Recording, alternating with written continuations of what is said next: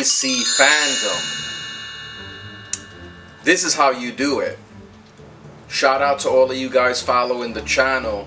Please hit that subscribe button, right? There's a little red box. Hit that subscribe and notification button for more news, reviews, and updates. Watched DC Fandom last night, and I'm still in awe of what DC has done with its online comic convention. This thing was an experience, okay? And the fact that DC just let out the big guns in every way. I've been to a lot of Comic-Cons, okay? So I feel the excitement when I go to Comic-Cons, and it literally changes your day after coming home from a Comic-Con. DC has just set the standard for what an online Comic-Con should be.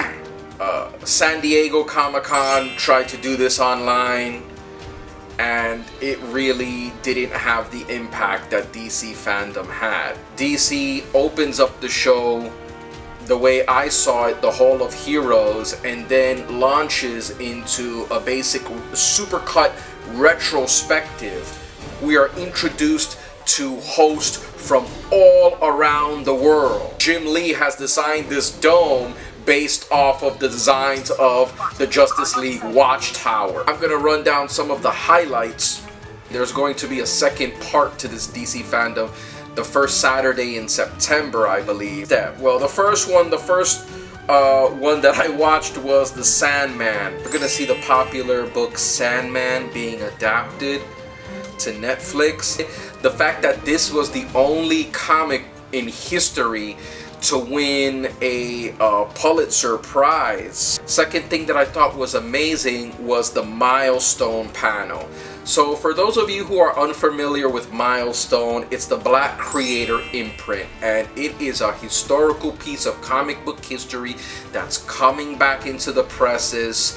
Okay, they're going to be re-releasing the Vault of Milestone, and we're going to be seeing black superheroes like Static Shock, Icon, and Hardware, and a Static Shock film in development. And to bring back those comics from the past that people have not read and just, you know, bring them to a new audience is amazing. Okay. Jim Lee criticizing fan art. As you know, Jim Lee is one of the masters of the comic book industry. So the fact that Jim is actually taking time to critique fan art was amazing, okay? And he was giving pointers. He was basically, you know, for any of those aspiring artists out there, talking about DC celebrating DC Inc. Fans who have really wanted to put part of DC on their bodies. It's a showcase of different tattoos from all around the world. And we posted it on our Instagram at Bamcomixs. The Real Heroes, the CNN special DC Real Heroes, focusing on real life heroes in today's world and what's going on all around the world today. And the need for real heroes. These were individuals who stepped up, and it was just nice to see that DC Fandom, you know, it's not only about comics, okay? It's more than that. It's an experience with how characters and this art and this new mythology that we're living in has inspired a generation of real life people to take up the mantle and become heroes in this new world that we live in. The Voices of Batman was another panel that was sort of a look into the voice actors that voice Batman. The voice of Batman is so important to the character. The voice is probably the most important, to be able to see how that voice is interpreted in other languages. We can only hope. So to see those voice actors actually discussing how they got into that character, and not only Batman but Bruce Wayne, the put on a happy face Joker retrospective, and we see the Joker from the Cesar Romero Joker, the Adam West Batman era, to Heath Ledger Joker, to Joaquin Phoenix Joker. The retrospective, Put on a Happy Face, where we see the Joker get even serious, and the book that changed it all. The 80th anniversary Wonder Woman logo. And the fact that we saw Patty Jenkins, the director of Wonder Woman, and Gal Gadot, of course, who plays Wonder Woman, just discussing the history of Wonder Woman a little bit. But the 80th anniversary logo is just beautiful. The fact that this character, Wonder Woman, has endured for so long, 80 years, okay? Think about that. The Zack Snyder Justice League Q&A and debut teaser trailer, which many people didn't think was gonna happen, but thanks to fans all around the world. You know that Zack Snyder is an amazing filmmaker. The disjointed nature of the original Justice League wasn't keeping up with Zack's original vision. When the fans took it upon themselves to actually create a website, to create funding, to create a signed petition of more than 1,000 signatures, trying to let these studio executives know, we want Zack Snyder's cut of the Justice League, his original cut. The trailer was amazing. Guys, it lifted my soul, okay?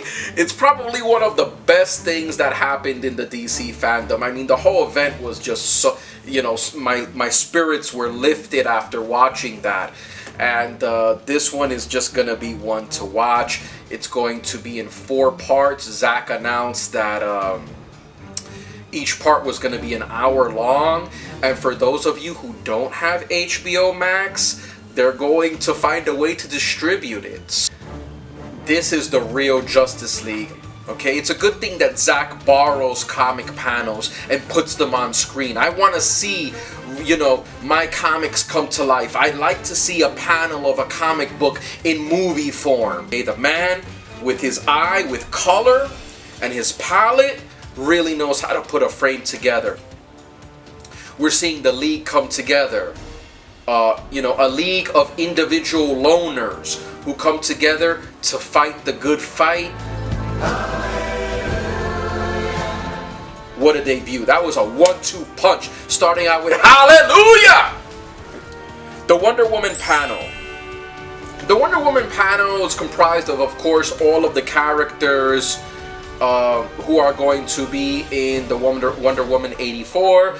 Of course, Patty Jenkins, the director, and Gal Gadot, accompanied by the cast. It's wonderful. And the trailer for Wonder Woman 84, man, that trailer blew me away as well. I mean, it's with the DC fandom, every panel had impact. Every panel had weight.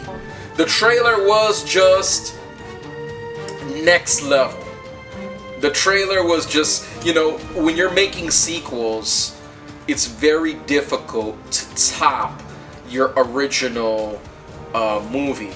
When you make a masterpiece such as the first Wonder Woman, it's very difficult to top something like that. This trailer presents a whole new villain. We have Cheetah, Kristen Wiig, who is the nemesis, but we also have a shadier character behind the scenes. This looks like a double threat, whereas in the first Wonder Woman, I believe there's one villain. This movie is going to present us with 2 villains. And the appearance of Steve Trevor, like, I want to know where did he come from, you know? He died in the first movie, so he's here again. Rocksteady Games has been responsible for some of the best games representing DC in, I would say, the history of DC and video games. We're gonna be seeing now Arkham Knights. I was blown away. The trailer, the gameplay, they showed the gameplay for Arkham Knights. We're getting Robin, Nightwing, Batgirl, Red Hood. Rocksteady does something in this game that is supposed to be, when you're playing brawlers, fast, quick combos, navigating your environment, using your environment, stealth. This game is a real brawler. And in 2021 for the PlayStation 5, and the second game they debuted at DC Fandom, which is Suicide Squad Kills the Justice League. We see that trailer, amazing. And I'm ping-ponging back and forth between Arkham Knights and Suicide Squad. Rocksteady did a 1-2 punch, debuting 2 games at the show, guys. It's just so beautiful to watch the opening when they get to the first boss, Mr. Freeze. And Freeze has like frozen an entire building and they have to use stealth to get in. It's just beautiful. Rocksteady Games with the Suicide Squad, they didn't show gameplay of Suicide Squad. I believe the game is still early in development, but they did show a cinematic, which was beautifully done. Okay, at the end we see Superman who looks evil, so I'm like, this is Injustice? Is this like an Injustice Superman that we're seeing? Is this part of the Injustice universe? Suicide Squad, how are they gonna take down the Justice League? These are like gods. Okay, Wonder Woman and Superman, these are like gods. How are you gonna kill a god? Like, all of these things are super highlights. Not one overshadows the other when it comes to Wonder Woman 84, which was a super highlight. It's almost, they had the trinity of super highlights, okay? They had Wonder Woman 84 highlight, they had the Justice League highlight, and of course, part of the trinity, Matt Reeves' debut of Batman's teaser trailer, which culminated to me, in the end of DC Fandom, the crown, one of the crown jewels. I'm not gonna say it is the crown jewel, because it's almost like DC Fandom was almost, if you think about a crown, okay? And on this crown they have gems and jewels and diamonds, and they filled this crown with diamonds, and one of the diamonds that shines the brightest was, of course, Matt Reeves' The Batman. Okay, where we see a clip of Robert Pattinson introducing Matt Reeves, which, Robert Pattinson looked a little funny in that clip. He's introducing Matt Reeves, and Matt Reeves is talking to the host about the inspiration of Batman, not really as an origin story, but as a year 2 story. So Batman has already been established as a vigilante in Gotham, and we're seeing him in year 2 developing into what will be eventually the Dark Knight. He's developing his detective skills. He's developing, his Batmobile. He's developing the cave. What's the cave gonna look like? What's his Batmobile gonna look like? It's all a process of sharpening and honing the skills of the world's greatest detective. And I'm telling you guys right now, this baddie son, this Robert Pattinson Batman, is gonna be one for the books. It will be iconic. It will be amazing. Am I wiping the tears away from my eyes? Yes, because it's so beautiful. We're seeing Gotham in like a light that we've never seen Gotham before. And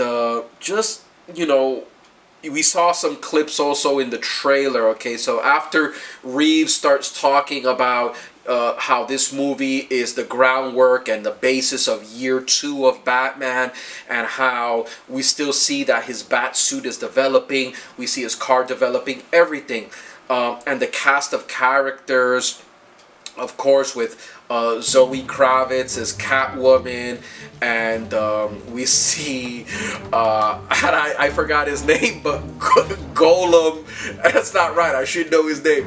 Golem will be Alfred, okay, and the Penguin, and of course, the cast of characters. We're not gonna see the Joker, and that's okay, that's fine, take a break. The Joker has been in there a lot, okay? Early days Batman. So I'm very excited for the Riddler in particular. It just seems that it's a cat and mouse game, okay? Commissioner Gordon cast excellently, okay? Commissioner Gordon, I'm feeling the actor, okay? Westworld, you know him. He's even more than Westworld, okay? That guy is amazing. You have Nirvana playing over this dark, brooding Batman. You see Robert Pattinson, okay, a very kind of emaciated looking Robert Pattinson, dark, brooding. Robert Pattinson is an amazing actor, okay, aside from, you know, what people may just view him as Twilight, but the man commands a presence. I've been pushing for the idea of a multiverse. That was my review of the DC Fandom. Day 1. Day 2 is coming, first Saturday in September, I believe. And I forgot to talk about Black Adam. And I forgot to talk about The Rock. Whew. Enough said. Okay. What? Black Adam. The balance of power is going to shift in the DC universe. You know that. With Black Adam. DC now is taking the ball and rolling with it. It's going next level, guys. The Rock bringing a lot of energy, and just Black Adam. So of course I had to wear my Reverse Flash. Villains in the house, but villains with morals, villains with a sense of justice, with their own justice, maybe alternate heroes. If you like, please subscribe, guys. Hit that subscribe button. This is our 14th YouTube video. This train is not gonna stop. We're gonna continue on with your support, and thank you for watching. Thank you for supporting us here on YouTube, and follow us on Instagram at Bamcomixs, Facebook at Bamcomixs. We're taking over Twitch at Bamcomixs, and of course YouTube.